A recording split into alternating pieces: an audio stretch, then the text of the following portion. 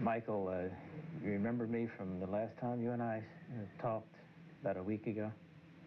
You see this camera over here, you're going to have to say yes so that camera can take down everything you say, because that camera can't take down something when you shake your head. Can you say yes for us? Let me hear you say yes. Yeah. Oh, that's pretty good. How about a little bit louder than that? Yes. And we talked about what happened on the 13th of May. You remember that? Yeah. Now, Michael, do you know what it is to tell the truth about things? You're going to have to say yes. You can't shake your head. Okay. And what does it mean when you have to tell the truth about things? Don't lie. Don't lie. That's right. And do you know what happens to people who lie? Yeah. What happens to them? They get hurt. They get hurt.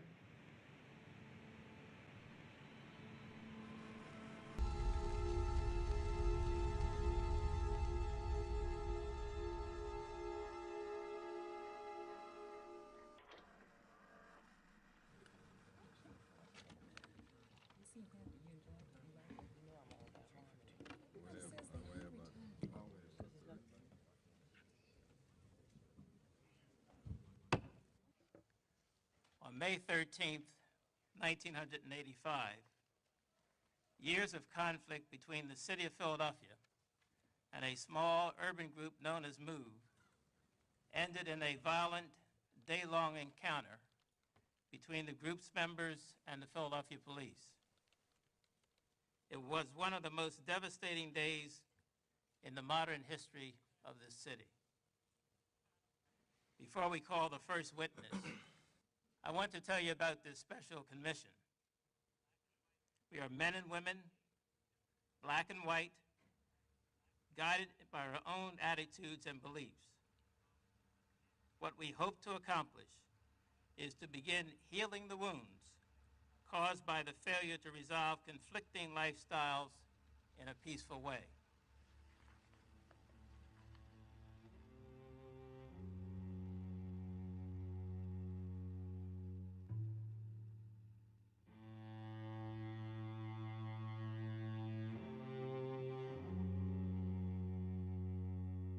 Six, 5, 4, 3. This is MOVE, the people in an organization that admits to being totally revolutionary. For the past 4 years, they've lived in the Powelton Village area of West Philadelphia, often running into conflicts with police. Their personal appearance has brought stares and some expressions of disapproval from the community, but it is what they do that counts, not how they look. In everything from work habits to child raising, MOVE is revolutionary. I was indoctrinated with a philosophy in the Panthers that revolution only meant picking up a gun and going out and murdering somebody. I never thought that revolution consisted of revolutionizing myself to get away from the things that caused me to want to revolt. MOVE does not believe in technology. They use a wood-burning stove for heat, and they have no electricity. But they do have cars, and they have a telephone. Why? All the answers are in the guidelines, their Bible left by John Africa. Ms. Sims, can you describe for me what the philosophy of MOVE was? What did John Africa teach with regard to the society in which you found yourselves living? You're asking what was being taught? Yes, ma'am. Okay. The absolute truth.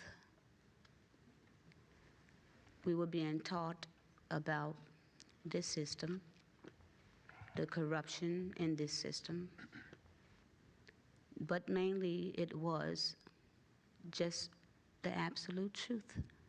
What John Africa did was expose the lie in the system, uncover it. Could you describe what you mean by the word the system, please? The system, the establishment, you.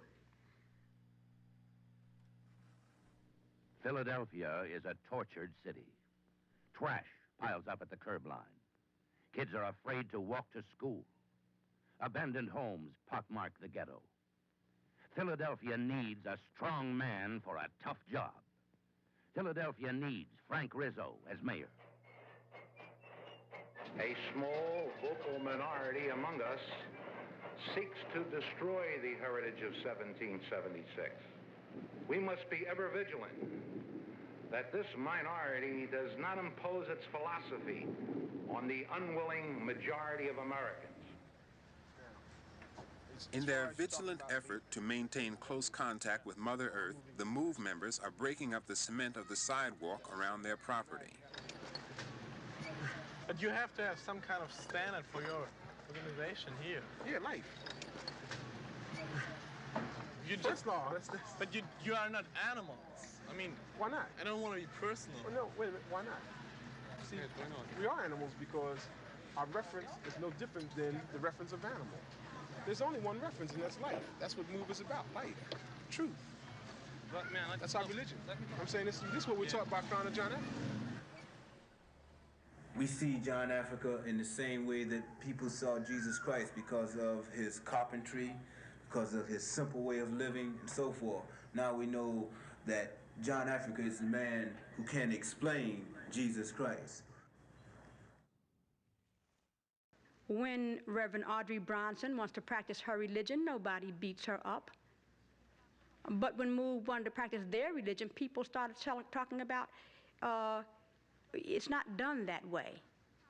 There are Catholics and Methodists, evangelists, theologians, you name it. We were the religion of life. Where is it written that we could not have a religion of our own? Your brother, Vincent Leapheart, was John Africa, is that correct? My brother, Vincent Leapheart, was my brother. John Africa was the founder of the MOVE organization. And they were one and the same? I said my brother was my brother, and I said John Africa was the founder of the MOVE organization. Vincent Leapheart is my brother.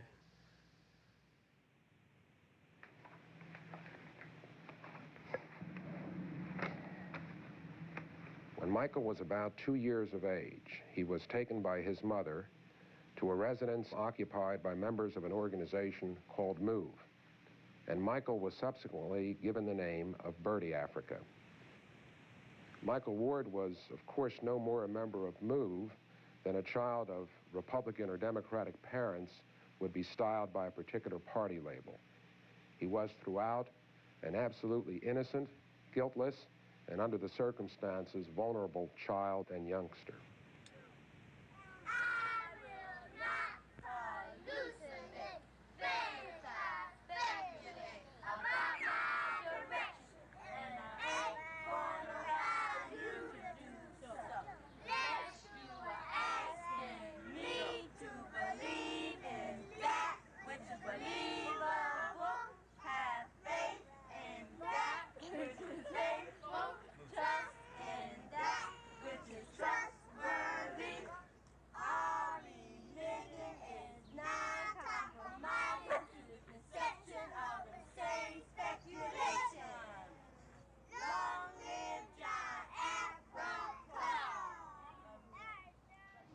Now, when you go to school and you embrace that education, the very first thing you are taught in school is separation, is categorization, alienation, conflict. You're taught black, white, blue, green, up, down, back, forth.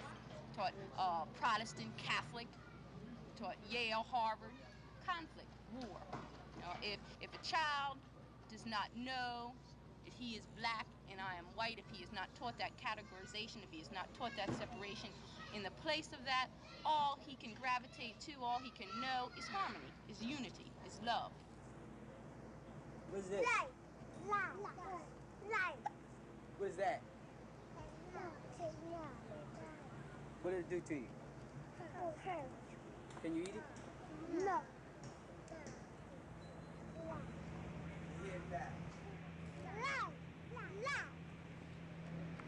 Did you like raw food? Some of it. Some of it? What did you like particularly? Watermelon, mangoes, and sweet potatoes, and onions. And onions? Did you all eat any meat at all? Only one time we ate raw chicken. Why would the adults eat cooked food and the children not eat cooked food, do you know? They said they wasn't used to raw food. Oh, they weren't used to raw food, and the children were used to raw food. These kids do not have any skin condition that is normally associated with so-called malnutrition. Their stomachs are full like that because they eat all the time. Were you all ever punished for taking the food or anything? Sneak and cook food. Yeah, did they punish you when you... They had meetings on it. They had meetings? Would they ever hit the children? So you didn't get any spankings or anything like that? They said they don't believe in spanking. They didn't believe in spankings. I see. Did you, and when they would holler at the children, what would the children do? Cry. They would cry? Did they ever holler at you? Yeah. Did you cry when you were hollered at? Yeah. Did they say they loved you? Yeah. Did you love them?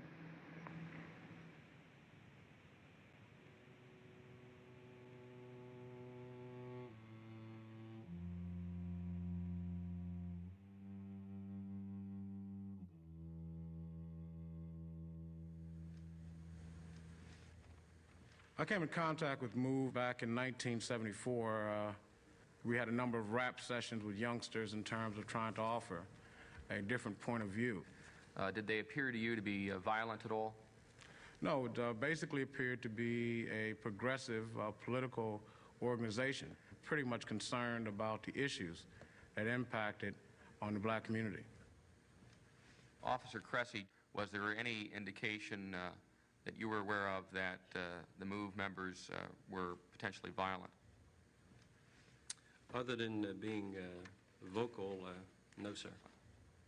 I want to put out one thing. Like, you may hear me use profanity, but it is impossible to describe a maniac, a profane, obscene, pornographic freak without using profane words. Motherfuckers.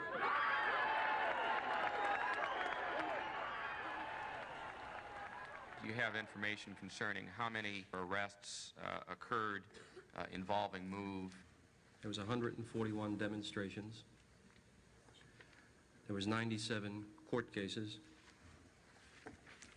There was 8 meetings, and there was 193 arrests.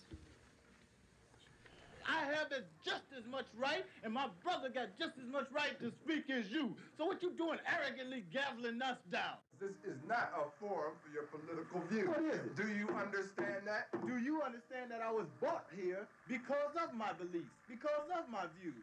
I object. I think the witness at this point is badgering the judge. They were, in fact, telling the truth in the courtroom, and because the judge could not dispute it, because the judge had went to Harvard and Yale and Cornell to learn what law was, they could not understand how a people could stand there looking as they did, but yet knowing more, in fact, than they did. And this called for many contempts, many beatings in the courtroom, and it was like a repeat over and over again. Officer Cressy, directing your attention to approximately March 30 of 1976, what, if anything, occurred during that time period with regard to MOVE? A 24-hour surveillance was established at the MOVE compound, 309 North 33rd Street. Around the same time, was there any situation that arose with regard to an infant? Yes, sir. Could you describe that, sir? Okay.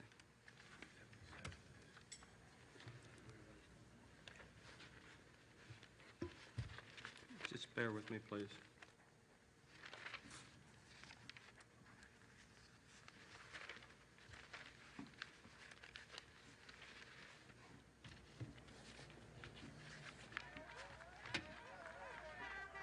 On March 28th of this year, at about 4 in the morning, some MOVE members were returning from one of many sentences in the city jail. The MOVE people say they weren't making a lot of noise, but someone in the neighborhood complained to the police. What happened next is the beginning of a controversy that has yet to be investigated. Somehow, an argument led to a scuffle. Police reinforcements were quickly on the scene, and MOVE put up resistance. By the time it was over, 6 policemen reported injuries, 6 members of MOVE were arrested, and later it was found that 3-week-old Life Africa, one of the MOVE babies, was dead.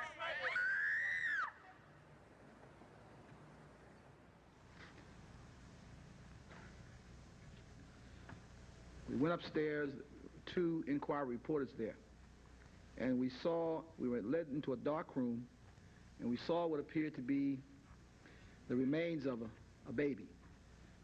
And it was their contention that this baby had been killed in a police raid. And subsequent to that, I introduced a resolution to City Council calling for an investigation. It never took place. And I felt at that time that the MOVE people were being harassed and that it was a racial problem. Shortly thereafter, I received some letters from the people who live on 32nd and Pearl Street. And they indicated that they were displeased with MOVE and they wanted to meet me. And I went to the meeting expecting to see mostly Caucasian people complaining about MOVE. And I was surprised when I entered the home that most of the people there were black people, just ordinary black people. And for the first time I realized that it was not a racial problem with MOVE, but that it was something else that I just did not understand. And then I learned that unless you did everything that they wanted you to do, you were an enemy.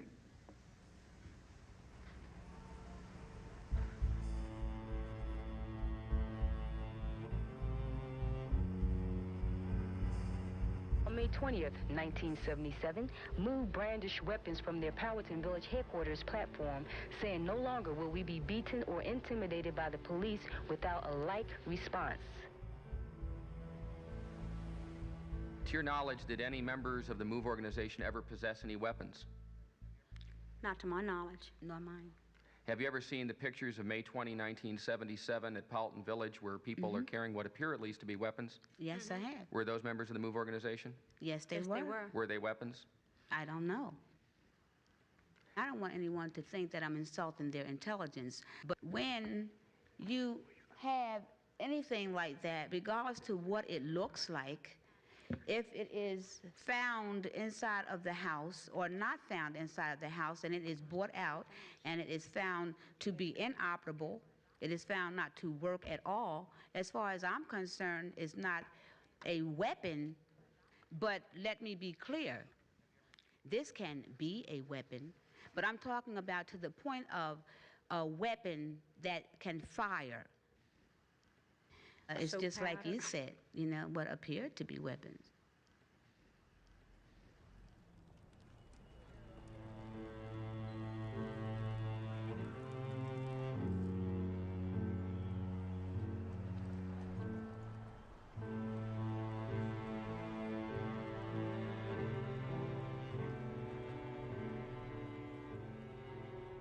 In my view, it seemed to suggest a turning point.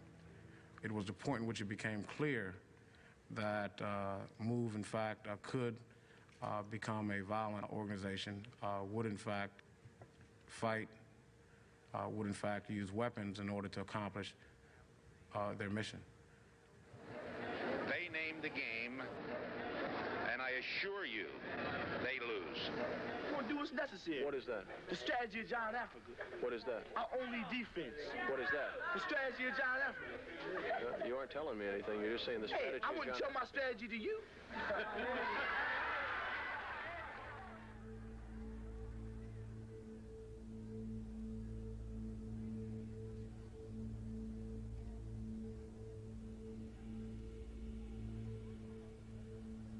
We ain't talking about hurting nobody's religion. We ain't talking about killing off nobody's religion. Rizzo is talking about religion persecution. Don't question the person that's telling the truth. Question the person that's telling the lie. All right.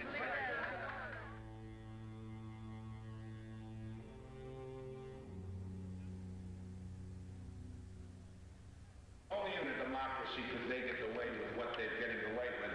If they were in the countries that they represent, like some of the others that were here, the Stokely Carmichaels, the Cleavers, that all ran to Cuba, Red China, Africa, you name it. But they were very anxious to get back here because they couldn't do what they do in this country, in the countries whose doctrine they represent. And that's what's wrong with this country. We're backing off too much. People are people regardless of their color, their skin, their religion, their race, or nothing. They're still people. They can bleed, they can die, they can catch diseases. We can all go through the same situations. It's unnecessary for all of it. I really think it's unnecessary. And it all is going to boil down to a bunch of people getting hurt and killed over nothing. Over nothing that doesn't really make any sense.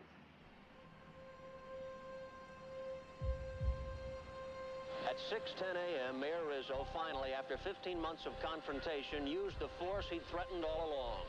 The police will be in there to drag them out by the backs of their necks. They're going to be taken by force if they resist. If the police come in here with their hands, we'll use our hands. If they come in here with clubs, we'll use clubs. But if they come in here shooting and killing our women and children and our men, we will shoot back in defense of our lives. I've learned one thing as a policeman: you never underestimate your opponent. You always get in there faster with more than's necessary, and you overpower them.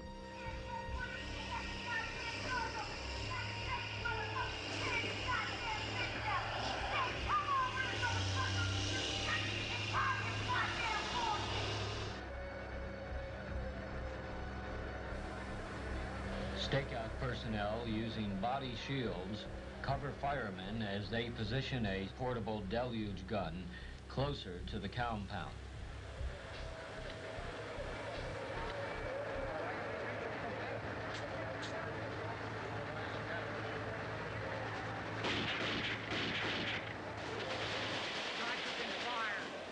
Officers and firemen are wounded by gunfire. First deluge gun goes out of control.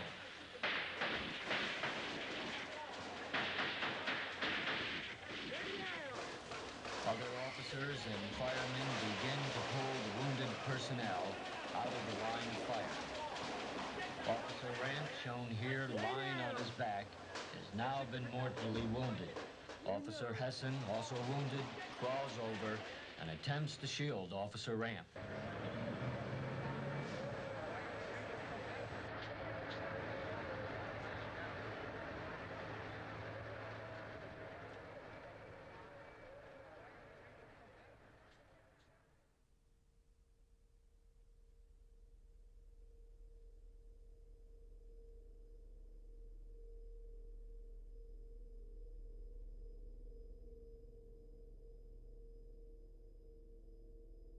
Mr. Rendell, did you consider the MOVE organization to be a terrorist group? They had demonstrated a past history of violence. They had demonstrated a willingness to use the violence, force, or the threat of violence or force to achieve their objectives. That it was almost difficult, if not well-nigh impossible, to deal with them on any rational basis. That their stated goals as a group that was a back-to-nature group were frankly a bunch of bull. People who have killed one person, injured several others, people who threatened to blow up people's houses, people who threatened to shoot and kill neighbors, police, elected officials. I think that's a pretty adequate description of the word terrorist.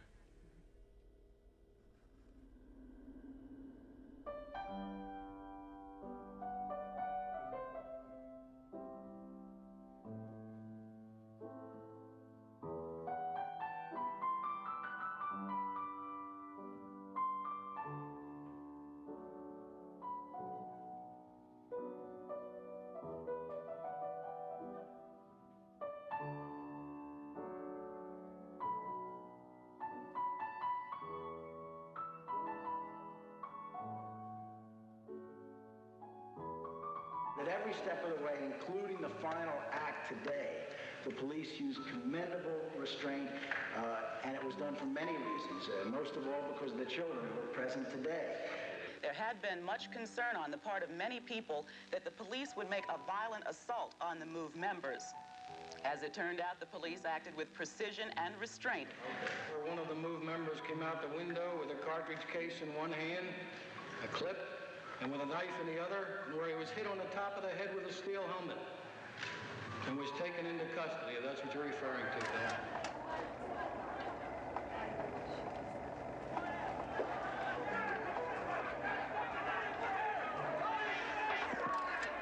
He's hitting him, hitting them on the head.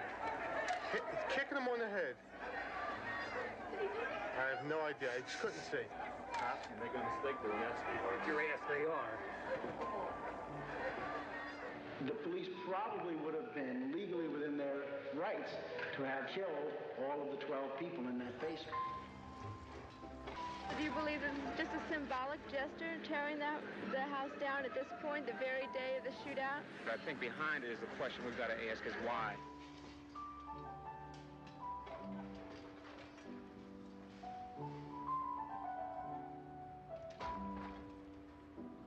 There was a suspicion that some shots had come from elsewhere. Walt Hunter from WCAU, by the way, swears that a shot was fired going in this direction.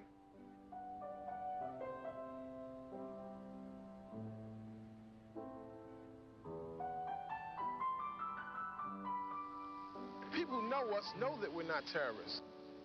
We fight cops because they're dirty, they're filthy, they're criminal. The sad part of it is that this incident is not yet over.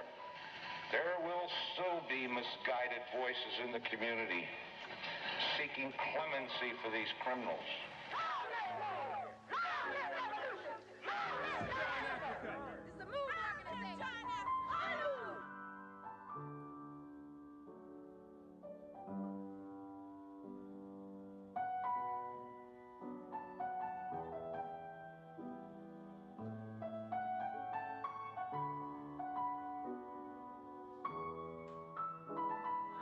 What they should have done is shot that goddamn bum, and then there would have been no trouble today.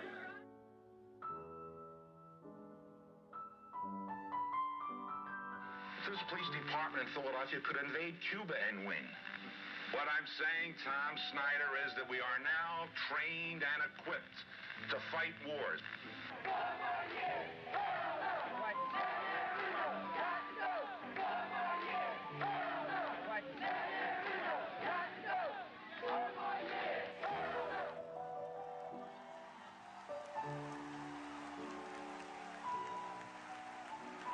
All of us, from all neighborhoods, from all walks of life, can solve the problem facing our city.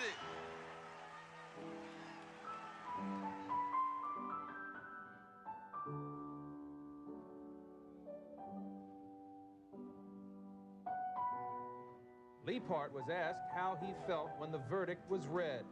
Nothing. I was asleep. What are your plans in terms of staying in Philadelphia, in terms of trying to continue the MOVE cult? It's not a cult. It's an organization.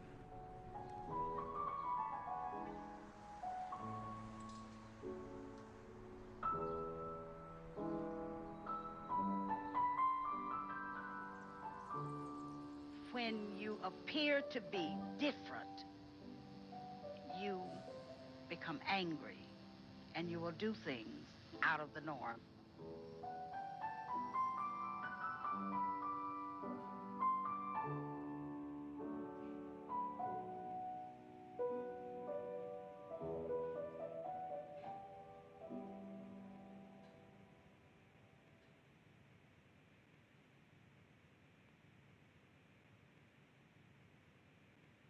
Did you ever think about leaving MOVE? Yeah. When was that? A long time ago. A long time ago? Why did you want to leave MOVE?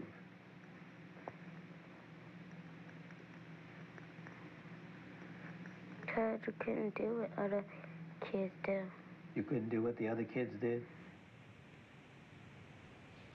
What were the other children allowed to do who were outside of MOVE that you couldn't do? Play with toys and stuff, and ride bikes and watch TV. Did you tell anyone that you wanted to leave? Who'd you tell? We told each other.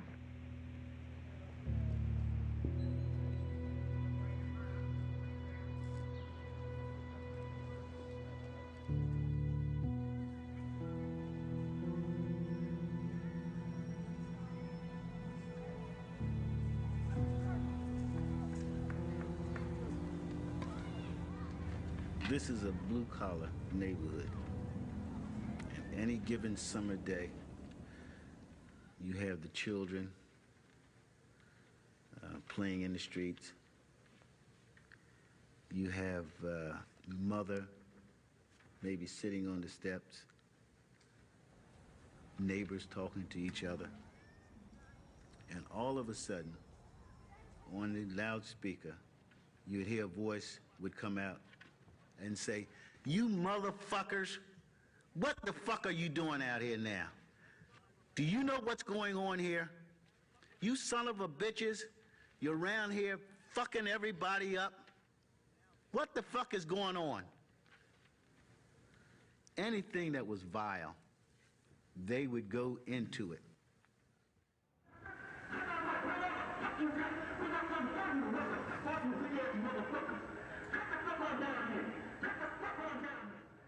The filth, it was unbelievable.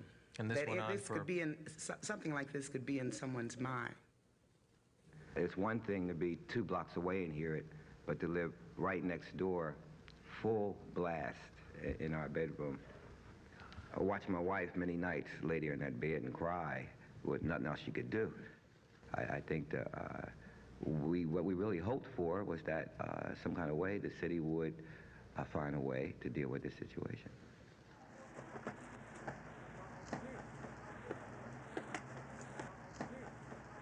The only thing that was happening is that MOVE was taking a stand against the injustice that has been dropped on them by this administration and the original administration.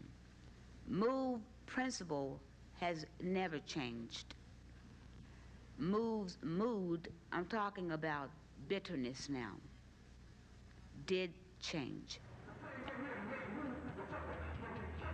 They made, in my view, a conscious decision to aggravate residents to the point where the residents would, in fact, demand for the city to take actions to provide them with relief.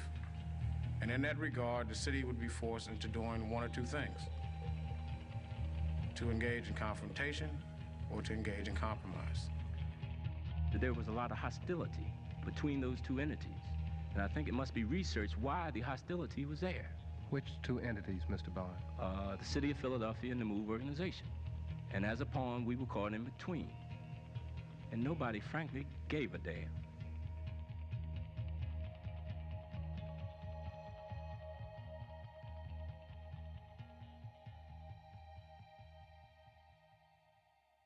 I met with 15 residents on Osage Avenue on Memorial Day, 1984.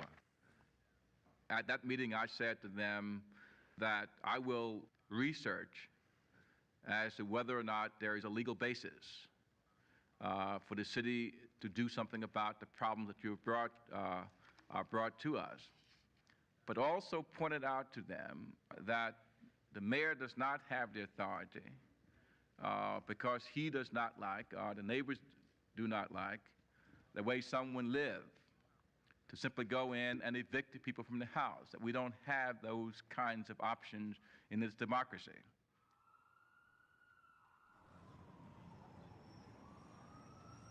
Today, more than 36 Philadelphia policemen surrounded the building after a MOVE member was spotted on the roof wearing a hooded mask and carrying a shotgun.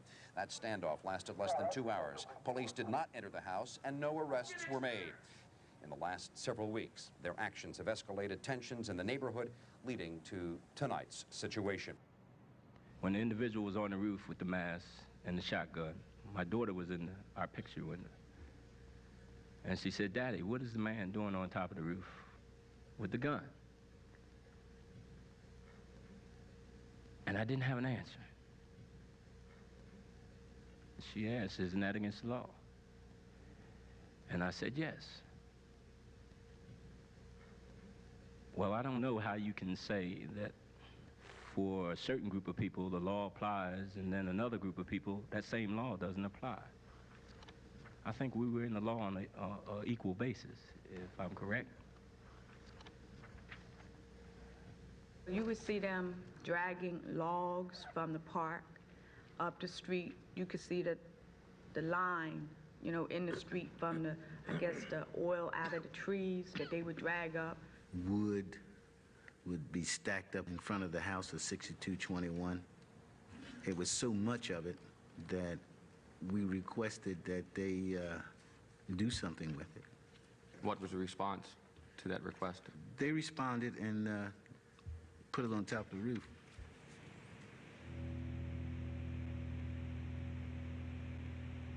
We used to play on the roof. You used to play on the roof a lot? A lot of time. Now, you said something about a bunker. Mm-hmm. How many bunkers were there on the roof? 2. 2. And do you know what they were made of? Tree wood and regular wood, and then we put steel on it, and then we put plywood on it. What kind of holes did they have in the bunkers? Like it was, the bunker was halfway over the roof, like this, and you could look down, you could see up the street and all over. Do you know what those holes were for? They said for shooting holes.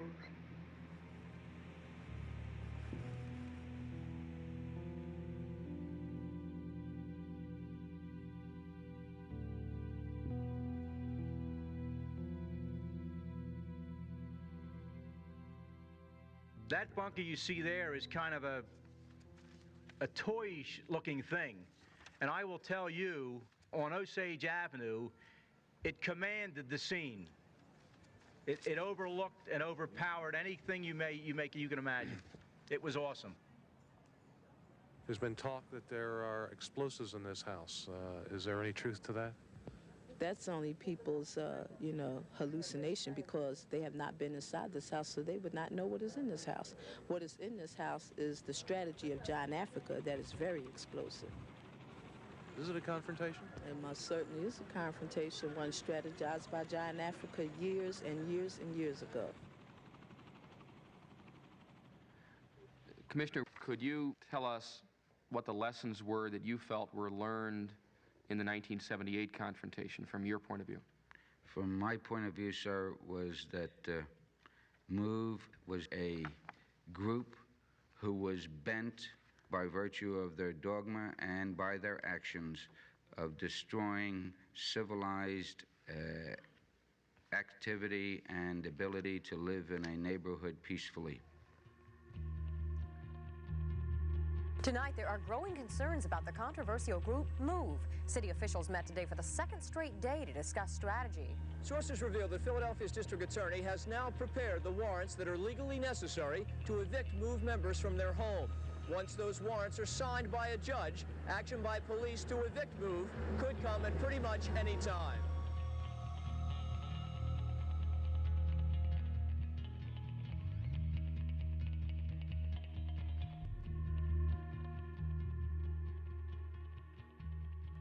Do you know a police officer by the name of Dolores Thompson?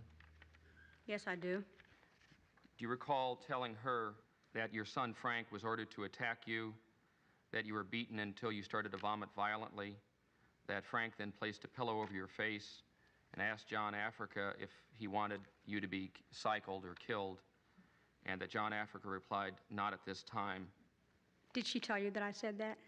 I have her report of that conversation, Mrs. James. Okay. Well, then were you satisfied with what she said? I'm asking you. Okay. I'd heard rumors to the effect that my son had beaten me. I've also heard rumors to the effect that Wilson Good put his wife's jaw in a pulley, that he beat the hell out of her. Will you ask Mayor Good that when he comes in here, if he in fact beat his wife? And if not, why not? If it is relevant that my son beat me, or whether or not he did beat me, then I would say it is just as relevant for you to ask Wilson Good when he comes in here, did he beat his wife? I don't think you're going to ask him that. I really don't. But you should, if you feel that it is relevant. Mr. Litton, I just want to make it clear in my mind so that I understand. Am I to assume that the bomb was dropped on MOVE people because Frank beat his mother? And we're trying to find out what happened, and we'll continue asking questions. Okay.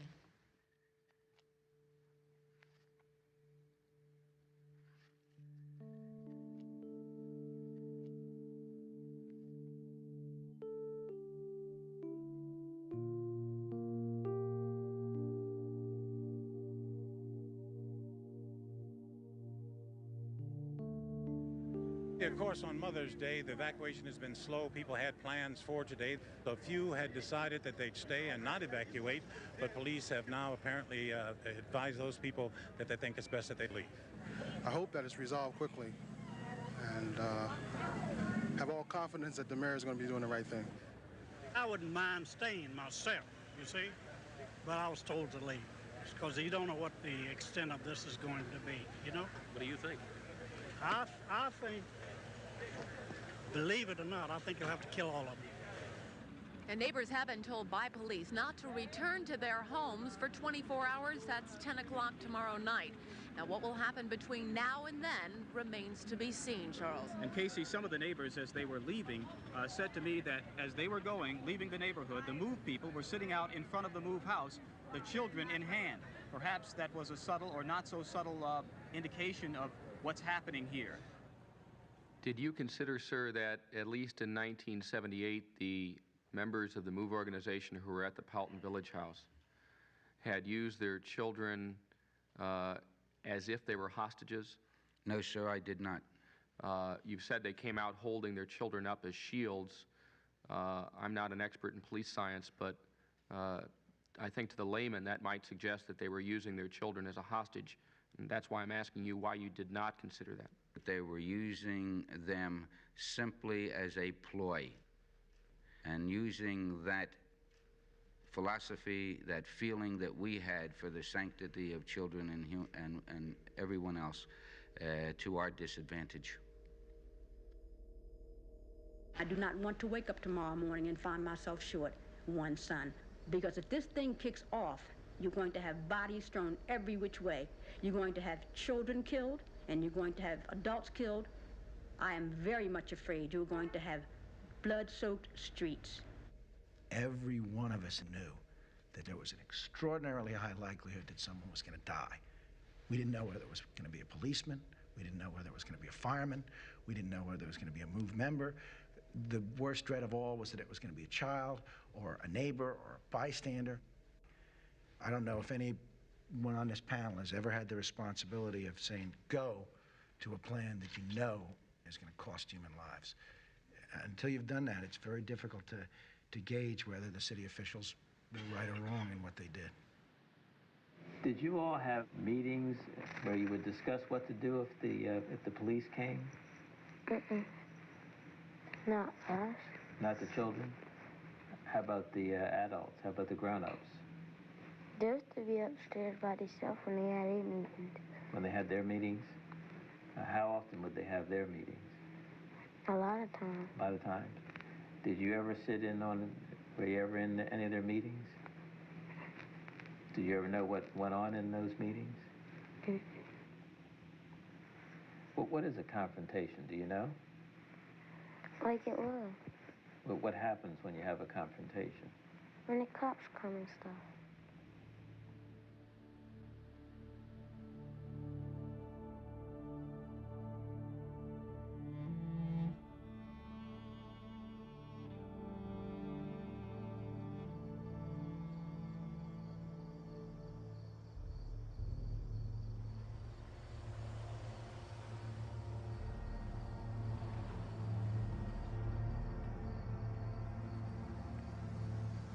What did you believe they might have had by way of firearms in that house? We were led to believe that they had automatic firearms. Shotguns, I guess just as well as equipped as we were. Mm-hmm. And so based on what you believed they had, then you went prepared to match... To match or to be better than. Or to have superior. That's correct, sir. We interrupt regular programming for this special report. I'm Dennis Woltering with Harvey Clark at 62nd and Vine, where authorities continue preparations for an apparent confrontation with the radical group MOVE. Let me tell you what's happened so far this morning. About 2 hours ago, about 3:30 a.m., utility crews moved into the area, shut off gas and electricity. SWAT teams have been converging on the area. You can see a fire truck behind me with a deluge gun pointed back that way. It's aimed apparently at the MOVE house. It looks like the scene is set.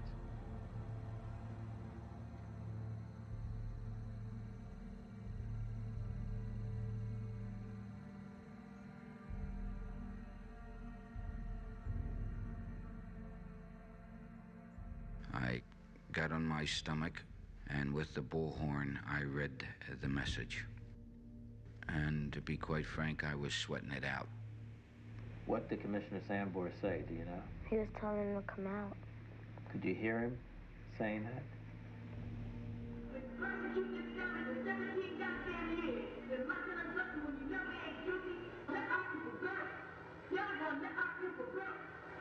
What was the response of the MOVE organization when you read the arrest warrant that they vacate the premises?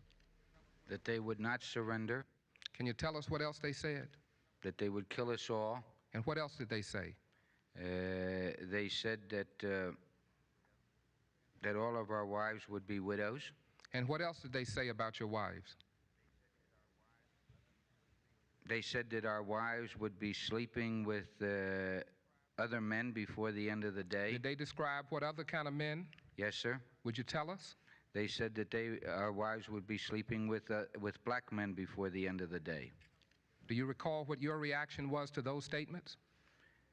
I accepted it, sir, as some of their rhetoric and attempts to incite the police and myself to precipitous action.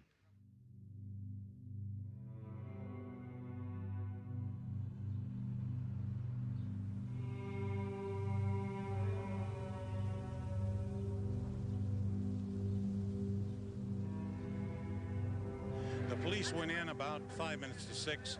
Just 4 minutes ago, they pumped tear gas in, which is in the area. The police began a deluge, which you can see here. That water is actually being pumped in about probably 50 yards into the MOVE compound. As you can see up the street, Tommy, if you just pan up there, it's a very surreal kind of scene. Very calm men standing around. As the cloud of tear gas, the haze kind of begins to lift. Here comes some more tear gas down Addison Street. This apparently has expanded to include the entire square block. Perhaps when the cloud clears, we'll know a little bit more. What was the plan for May 13th, 1985? The tactical plan, as I understood it, was to remove the MOVE people, all the people, from the house safely. That was the objective. It was to be done by causing a diversion on the roof, inserting the insertion teams on either side of the properties, and by them and inducing an amount of CS gas in a sufficient concentration to make those people come out of the house. The police presence here is not like it was the last time. This is being handled almost entirely by the stakeout unit. There may have just been a gunshot. The gunshots are starting right now. It sounds automatic fire, Steve. There's quite a bit of it. We can't tell, Steve, at this point exactly where the gunfire is coming from. It feels hard. Okay, Steve, at this point, we're being forced to leave our position. All right, Harvey. We'll get back to you as soon as we can. The police are now moving Harvey Clark and Charles Thomas. Who shot first? They did. How do you know? Because I was there. I understand that. Did you see muzzle fire? I'm just trying to determine how you have that knowledge. No, sir, I did not, but one of the other teams reported that they were receiving hostile fire. Did it sound like automatic fire to you? It did, yes, sir. And I take it you're familiar with the sound of automatic weapons fire? I've heard automatic, yes, sir. Pat, as you can see, we have reestablished our live signal. Tremendous bursts of gunfire have rang out in the area of the 6200 block of Osage Avenue. Walt Hunter has joined me. And Walter, what have you learned? We have heard several popping sounds here indicating the gunfire is getting much, much closer. We don't know if the guns you're hearing are police guns, MOVE guns, or other guns. About the only thing we can confirm for you at this point is that clearly, based on the nature of the shootout we're seeing here this morning, MOVE did have some weaponry either in the house or nearby.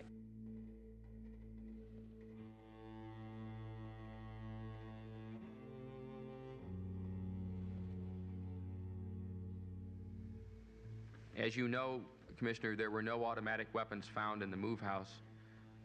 Do you know whether or not the automatic weapons fire you heard was in fact from police officers? the firing as initiated by MOVE was apparently automatic fire, and I cannot explain it, but I do not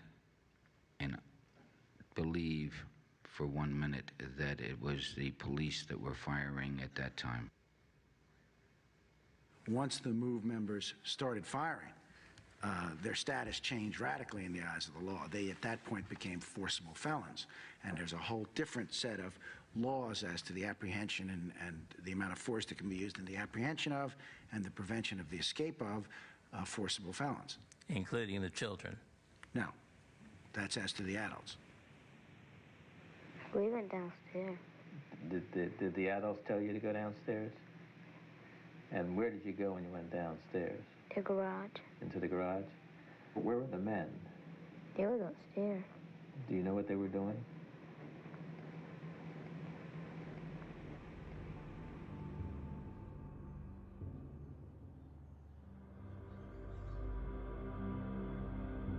Now, we know that the children wasn't doing any shooting. Do you feel that their rights... I do not know that the children were not shooting. Would you say that if we had children in there 4, 5, 6 years old, that they would have been using any type of weapons? To my knowledge, there was only one that young.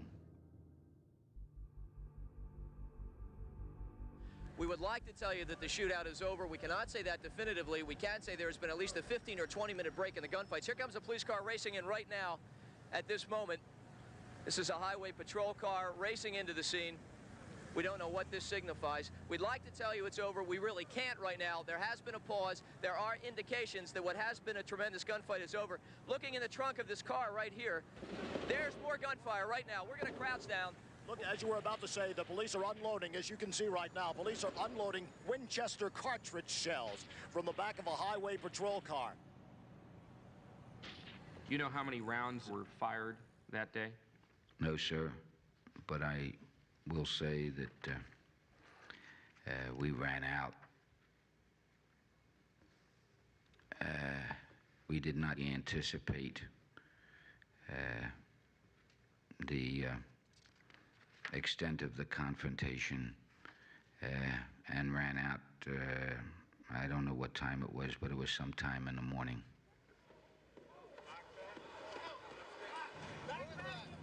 What's happening is it's a shootout. Oh, man, and those kids and all that work.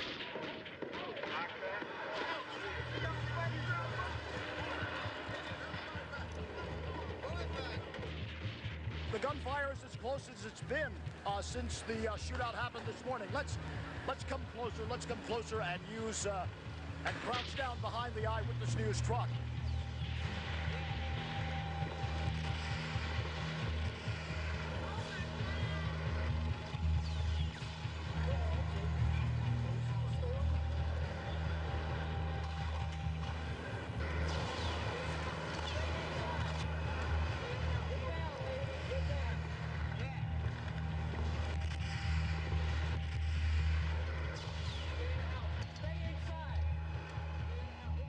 Heard shots being fired and cops was in the alleyway. They was like, get in the house. Don't come out. I was very, very frightened. You're supposed to nip something in the bud. If you see something's coming, you're supposed to sit down and try to iron it out before something like this comes to the stage. It's war. This is war. I've never seen it, but I've lived through it today.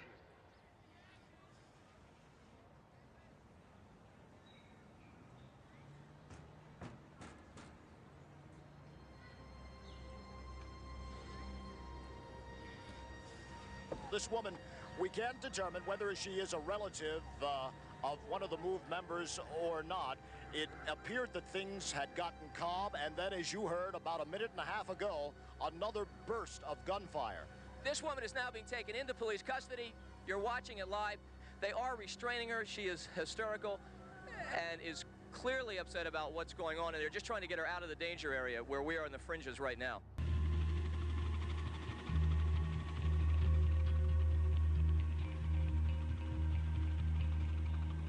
By virtue of the fact that MOVE had construction on the roof that was commonly referred to as the bunker, that gave them complete command of the Osage Avenue, access over the roofs. They were in an enviable tactical position. The water cannon used during the move standoff today shoots an estimated 1,000 gallons of water a minute. Sources say the purpose of the water is threefold. First, to disorient the people inside the house. Secondly, the water increases humidity, which makes tear gas more effective. Thirdly, the powerful water pressure could cause the house to collapse. If that plan relied solely on the ability of our equipment to knock the bunker off, they knew very clearly up front that we cannot guarantee that, sir.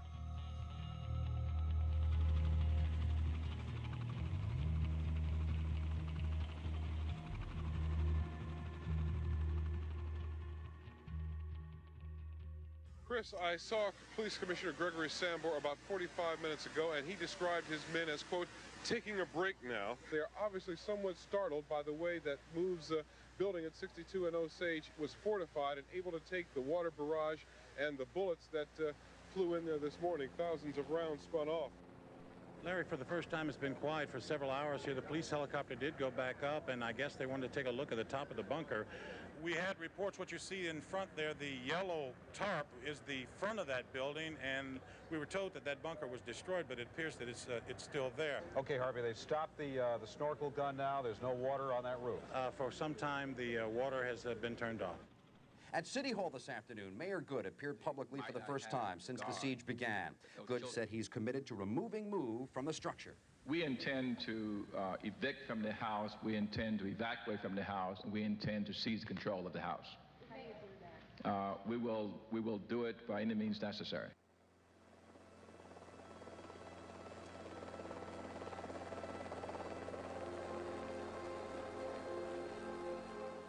Something is starting to happen. There is the fire engine has fired up again. Its engine is on for the first time all afternoon. We just saw some police officers behind us have their hands over their ears. We don't know why. We can't hear anything at this point. I must say that this tiny little flurry activity is really the first bit of activity that there's been here all afternoon. It's been very quiet. Police say that they have a plan. They say it will be implemented shortly. We will tell you what it is when it happens. Reporting live from 62nd and Delancey, this is Chris Wagner, Channel 6 Action News.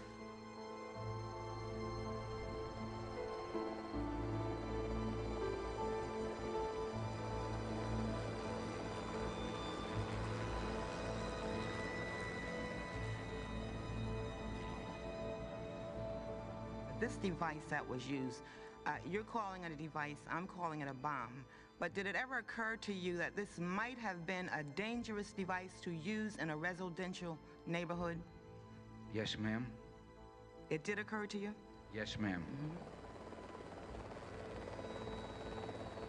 By not vetoing it, did you approve the plan to use an explosive on the roof? I think that I was fully aware that it would, in fact, be used, and it is my view that you can regard that as an approval of using the explosive on the roof, yes.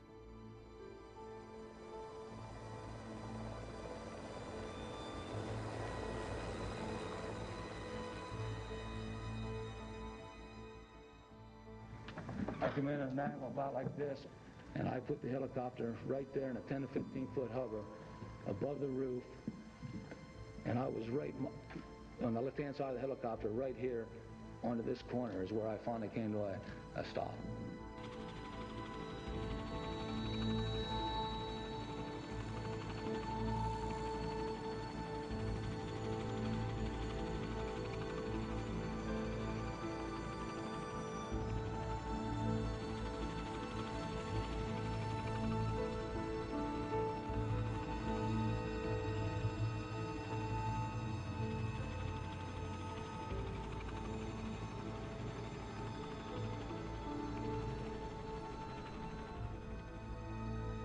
You were down in the garage, is that right? We was down there for a while, and then everybody came down. All the men came down? That's when the big bomb went off.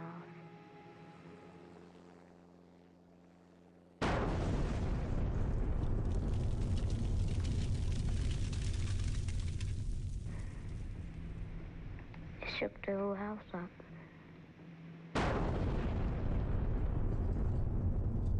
Lisa, there has just been a huge explosion here. We don't know what it means, but it just shook the whole place. Debris flew all over the place. I don't know what that explosion was. All I can tell you is that it was a huge blast. Get a shot with me. Harvey, can you hear us? At this point, I really can't tell you very much. There was about a 15-second delay, then an explosion. Perhaps the most frightening thing here is that police do say that 6 to 8 children are believed to be inside the move house. As soon as we find out what the explosion is, we will try to tell you. At this point, I simply do not know. After the explosion, you saw that the bunker was still there. Yes, sir. Did you observe any smoke or fire on the roof? I did not. And I did hear over the radio that there was none.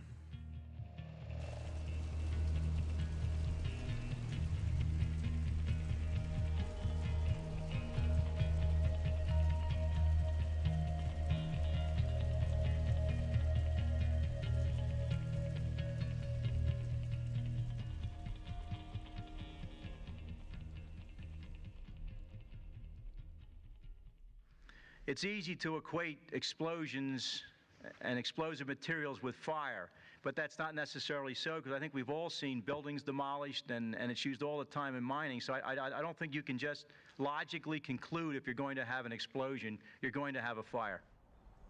There's no more smoke, and at this point, looking over my shoulder, the water barrage appears to have ended again.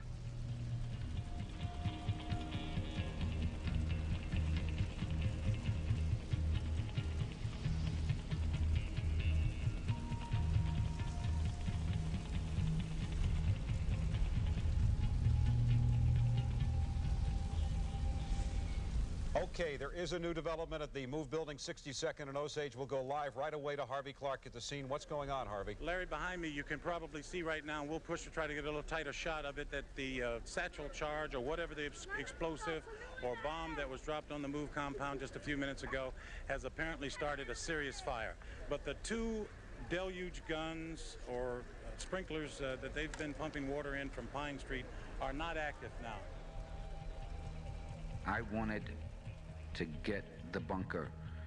I wanted to be able to somehow have tactical superiority without sacrificing any lives if it were at all possible. Commissioner Sambor said to me, he said, let's let the bunker burn to eliminate that high ground advantage and the tactical advantage of the bunker. And I said, yeah, okay. It was not an order. In essence, in communication, I communicated to him that I would like to let the fire burn.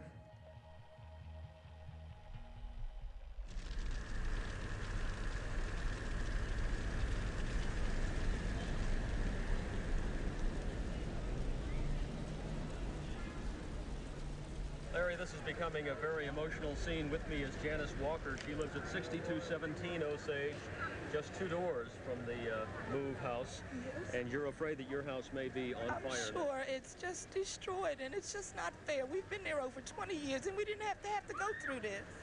Well, we only left with a few odds and ends, you know, for the night. We had no idea it was going to be this devastating. You got innocent people that live around there on Osage Avenue, and they just, you know, I mean, their properties is just going up in smoke.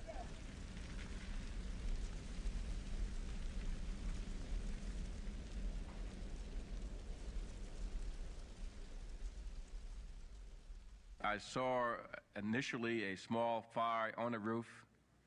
I saw what appeared to be some water coming in. I determined later that that was not water at all, but was basically the kind of snow on my television screen. And after about 5 minutes of watching that, I gave what was my first order of the day, which was put the fire out. You are aware that the mayor has testified that at approximately 6 o'clock on the evening of May 13th, he ordered that the fire be put out. I heard the testimony, yes, sir. Do you know whether or not there had been any order to put the fire out? Yes, sir. Did you convey that order to anyone else? Yes, sir. To whom? Fire commissioner was still there. Question, to whom? Answer, the fire commissioner was still there. Those responses were Commissioner Sambor, sir? Yes, sir. I categorically deny that. I had no knowledge of an order to extinguish that fire.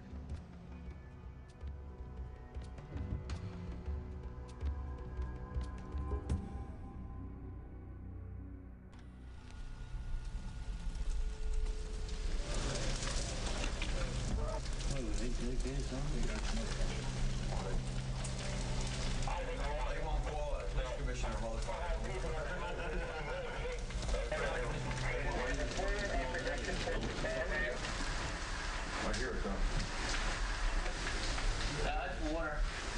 And they're hitting 17 and 19. Yeah, they're trying to keep the fire contained in the movement. Yeah.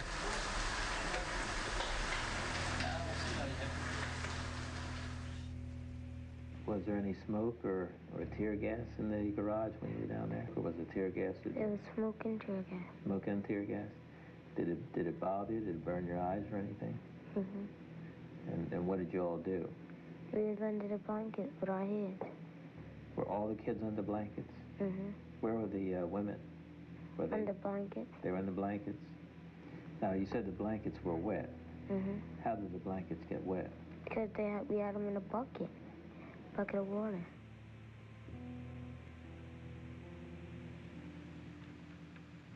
Isn't it true, Commissioner Sambor and Fire Commissioner Richmond, that you, in effect, made a decision to use fire as a weapon in this instance? Absolutely not, sir. Well, you made a decision to let that fire burn until the bunker was destroyed, isn't that right? When you talk about a weapon, you talk about a weapon as being used against probably individuals, and that was never a consideration, nor would I ever use it as a consideration. Well, Fire Commissioner Richmond, what did you understand the police commissioner was asking you to do? I would respond in the same way, Justice Kaufman. There's no one that I know in city government that would use weapons, intentionally go out there to burn those people to death. There's no one that I know of could do that.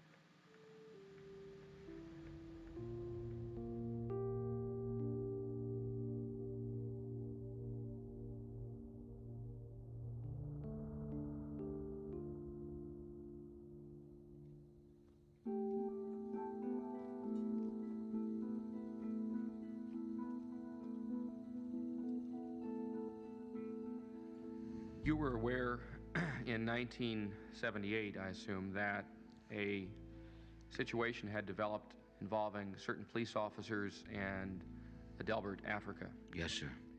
Did you give any instructions as to whether or not the officers who were specifically involved in that altercation should or should not be included in the operation for May 13th, 1985? I did not.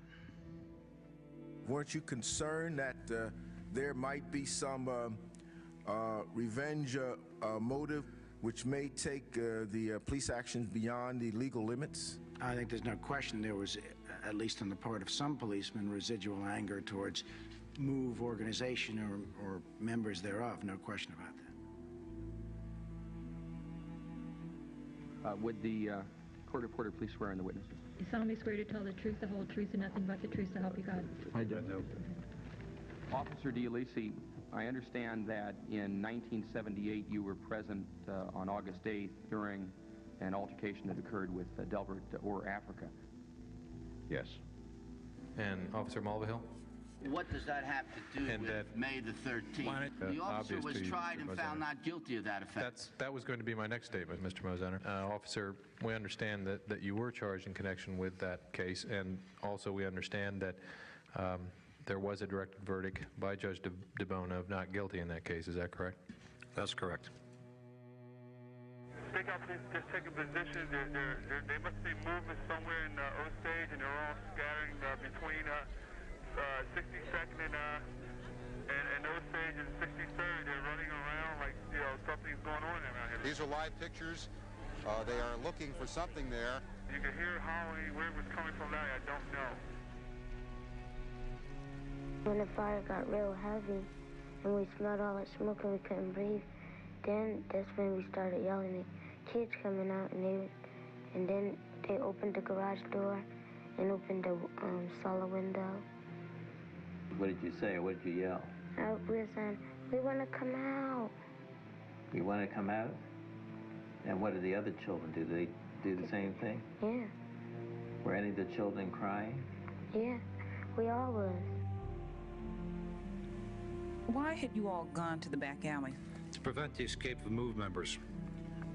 Well, what did you expect to find in that alley, the reason why you took a machine gun back there? I had no idea what to expect in the alley.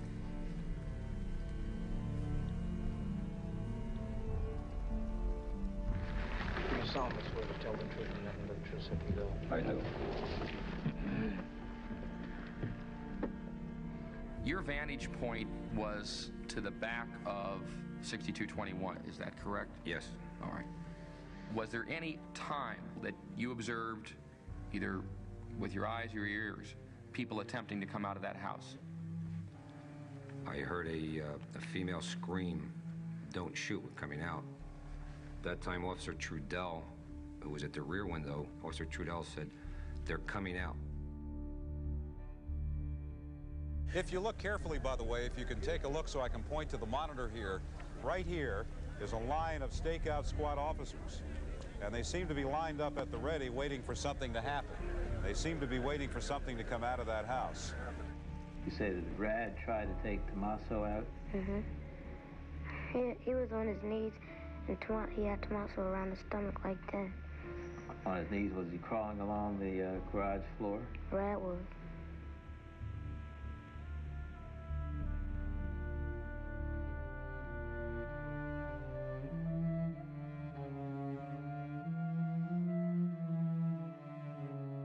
Now, when they did come out, I see the smaller child come out, and then an adult male come out right behind him. Yeah. And he stood up and aimed a rifle up in the direction of Officer Barriana's position and fired like 4 or 5 quick shots. Did Conrad have a rifle or a gun when he went out to the garage door? Mm-mm. What did he use to open the bolt on the door? A big monkey wrench. A big monkey wrench? Are you certain it was a rifle and not a monkey wrench or something of that nature? No, so when this, I know a rifle, believe me. And when this male pointed this rifle up, in other words, I could hear sound, I could see muzzle flashes. Now you say that some shooting started. Could you hear shooting? It was like it was just going after each other, like it was going, bullets were going after each other, like. Bullets were going one right after something like that? Yeah. Sergeant Griffith, could you, just by rapping on the table, indicate the sound, the best you can recall, of those shots? It was not automatic fire, if that's what you're asking. Okay, could you just try and indicate for me what it sounded like? Did you ever fire your weapons after the bomb was dropped, Officer Mulvihill? No, sir. Officer Delicia? No, sir. He had Tomaso and was taking him out, and then they started shooting again, and then they brought him back in. Then he locked the thing back up.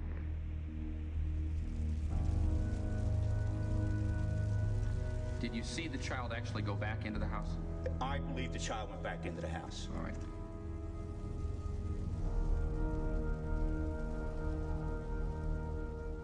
Do you have any idea why that person may have gone back into the fire? My own idea? What I think? Yes. I just think they went back into that fire sort of to regroup. Well, just as a human being myself, I'm just trying to imagine myself in that situation. And behind me, there's a raging inferno, and in front of me, there are people who are saying, "Come on out." I'm trying to imagine what would cause me to turn back and run into the fire.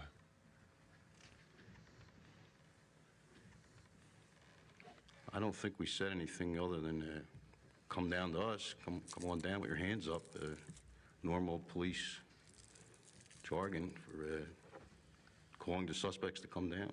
Mm-hmm. I'm just saying that I'm trying to put myself in that person's skin. So I don't think you ever could. And we'll move members.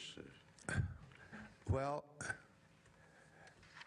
you see, I knew a lot of those people as individuals and as human beings.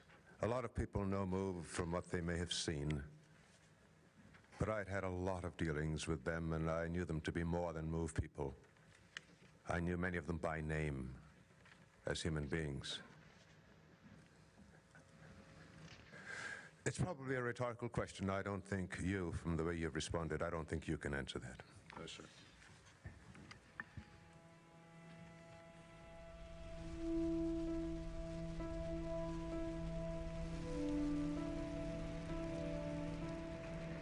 And then what happened to Tomaso? Rhonda smacked him, was doing like this on his back. Rhonda had Tomaso? And she was hitting him on his back? Was he crying then? He'd stopped crying? Did you hear him cry anymore after she was trying to pat him, hit him on his back? Only one time. And then what happened? He stopped. He stopped?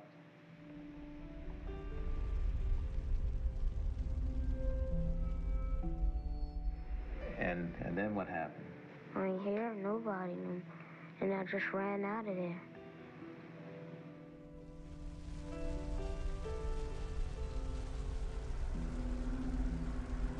Oh my goodness. Well, Larry, the flames are probably now leaping 10 stories high.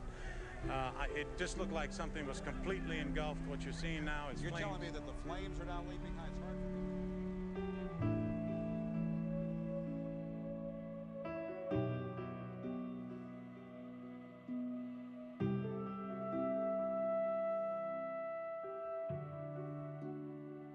I remember Ramona coming from the rear of the Move yard over the fence and down. And she had started to walk down, stop, and she would wave with her hand like this. And then do I see Bertie? The way I described it, it looked like he literally came through the fire. There was a board on fire there, and he hopped over that, and he started coming down. What did you see when you first ran out of the house? I saw fire and stuff. You saw a fire. Where did you see the fire? The tree was on fire and the house was. And the house was on fire? How about on the ground? Was anything on the ground on fire? The tree was falling down. Pieces of fire from the tree were falling down? Did the adults tell you what to do if you all got out of the house? They told us to stay together. Ramona's up top. She's on the walkway, the elevated walkway. That's right. Bertie's in the driveway. Now, as they're coming down, Ramona's a little bit in the front. But at one time, does Ramona stop, and she goes over to the railing on the rungs with her and reached over and tried to pick Bertie up. He got, I believe, 1 foot, maybe 2, I don't know, on the bottom of the concrete wall where the fence meets, okay? And she either let go or slip or whatever, but Bertie fell back. He went back. And I remember he didn't get a chance to put his hands down to break his fall. The impression I was left with, he landed square on his head. If you're watching somebody or somebody falls and you hear a thud, you can almost feel it. That's the same sensation I think we all got, that we knew Bertie was hurt at this time. It was an actual feeling. We could all feel it. That's when I fell and then I fainted.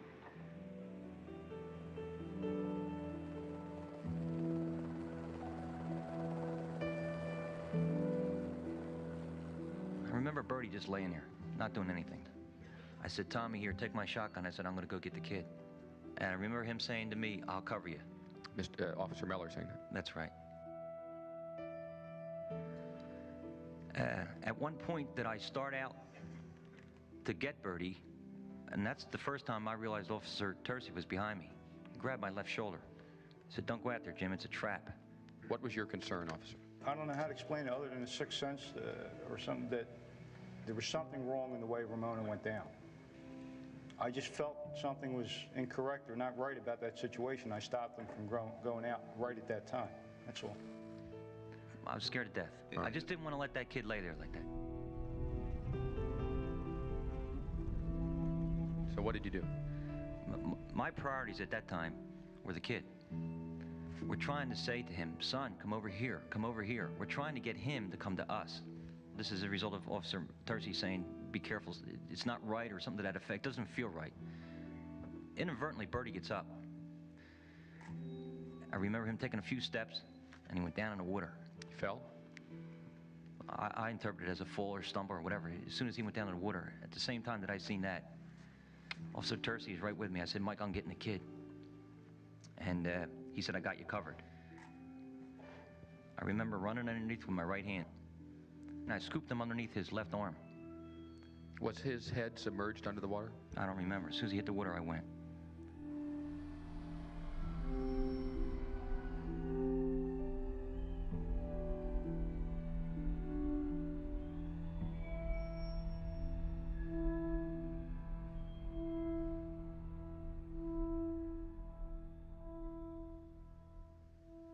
I remember as soon as I scooped him up, he said to me, don't shoot me, don't shoot me.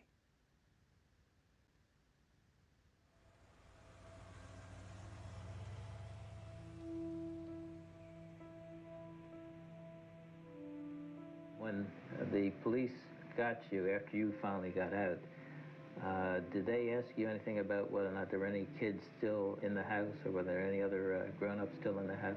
Yeah. You said there were other kids still there? Mm. Do you remember who it was still in the house?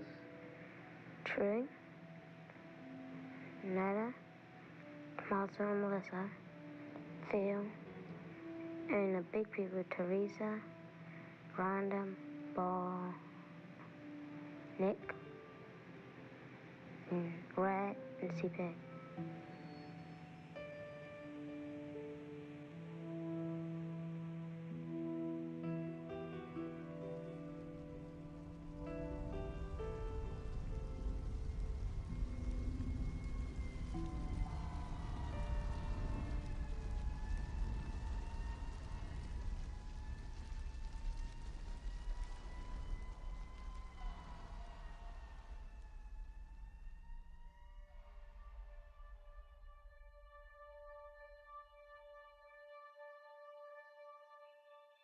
Ramona Africa, the MOVE spokesperson in recent weeks, is in police custody tonight. She was captured outside the MOVE compound sometime after the massive fire broke out there this afternoon. The child being treated here at Children's is suffering from second and third degree burns on his arms and legs. All officials know at this point about his identity is that his last name is Africa.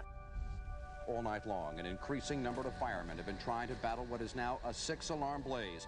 There's a lot more water being trained on it, but it looks as though this is going to burn for a long, long time.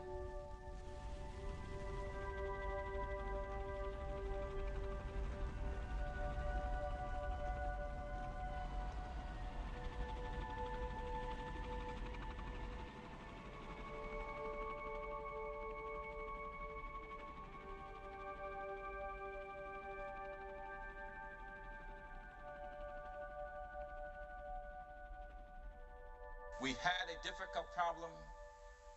We made a difficult decision. It did not turn out as we intended. As we face the coming days, I ask your prayers for our city, for the homeless families, and for the families of those who've lost lives.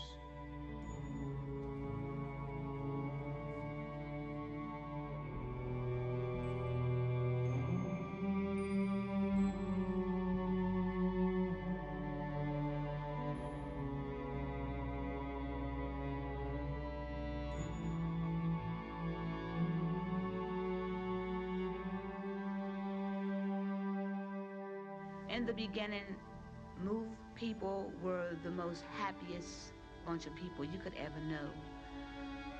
We were a family, peaceful, loving, and in the beginning, MOVE was harassed a great deal.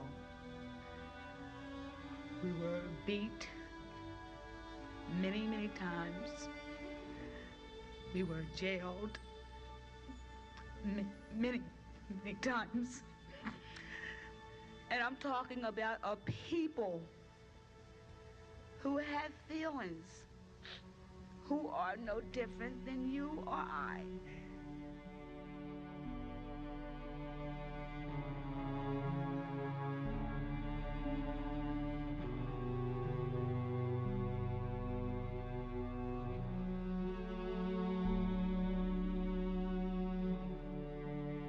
If the system can convict me of riot and conspiracy in a blatant situation like that where it's obvious to everybody, the whole world, that I did not riot, then it should not be hard to imagine at all why and how this system convicted 9 people of murdering 1 cop. It's the same thing. The system had one intention in both confrontations, to either kill MOVE people or to put us in prison as long as possible. It's just that simple.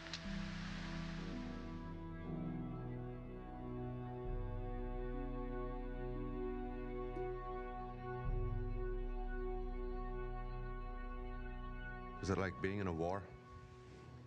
There's just too many things that go on to sit here and just say how you felt. I thought about the kids in the house. I thought about my kids. Thought about a lot of things, but to sit here and I don't know. I couldn't answer that.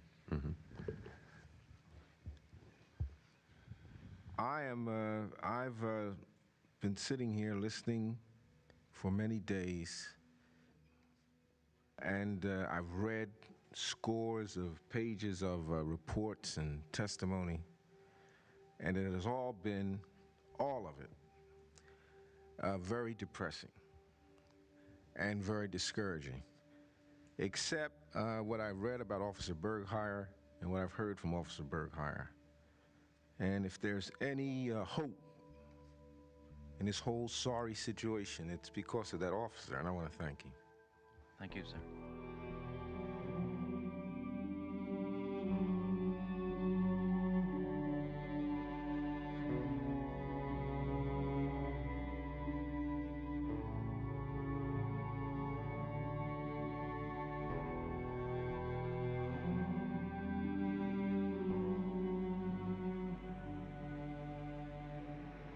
I think you've done such a good job. I'm going to stop my questions now, and I want to thank you for taking all this time to come in here and chat to us. That'll bring a smile to your face, won't it? And I want to thank your dad, Mr. Ward. Thank you very much for your cooperation, and Mr. Schrager, of course. Thank you. This will conclude this deposition testimony of Michael Ward.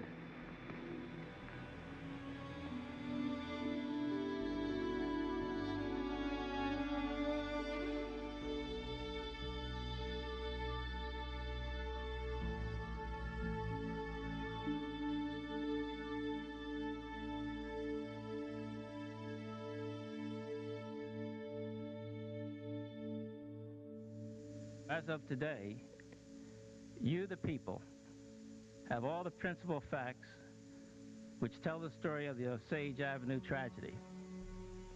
Rarely has any community ever subjected itself to a public self-appraisal as painful and necessary as this has been. But we believe that this process is absolutely necessary to prevent such a terrible thing from ever happening again.